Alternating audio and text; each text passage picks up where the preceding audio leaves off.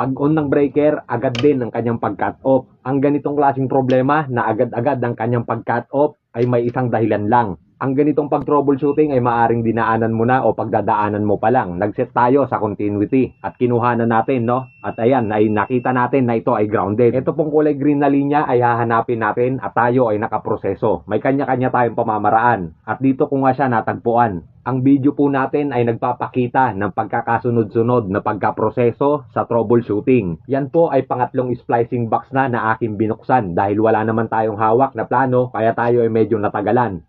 Sa parte po na yan ay natiyak ko na na ito yung kulay green, ito talaga yung aking hinahanap. Kaya nagbigay ako ng power para masigurado. Baka kasi meron pang nakasingit na ibang linya sa ilalim na maaari din maging dahilan para mag-trip ulit yung ating breaker. At ayun nga ay nasukatan na natin ng voltahe at sigurado na ito na talaga yung ating hinahanap. Kailangan po talaga natin paghiwa-hiwalayin itong mga linya. Mas maganda kung meron kayong marking o kaya tandaan na lang nating maigi. At ito nga na-confirm ko kaya inilagay ko na sa ibabaw. Yan po ang may problema, narinig natin nag-buzzer, may continuity. Alam nyo po minsan ay mas mahirap yung pagto-troubleshooting. Lalo kung halimbawa ito ay nakabaon o nasa ibabaw ng ceiling. Kung ikukumpara natin sa paglalatad ng bago. Sa paglalatad po kasi ng bago, wala naman tayong magiging problema. Layout, kasalan tayo ng kasa, Hindi katulad sa troubleshooting, may kukumpara natin ito. Halimbawa, meron tayong nire-repair na aircon, TV, ay talagang hahanapin mo, isa-isa, yung pyesa, kung alin doon ang problema. Kung ikukumpara na bumili ka na lang ng bagong TV, wala ka ng problema.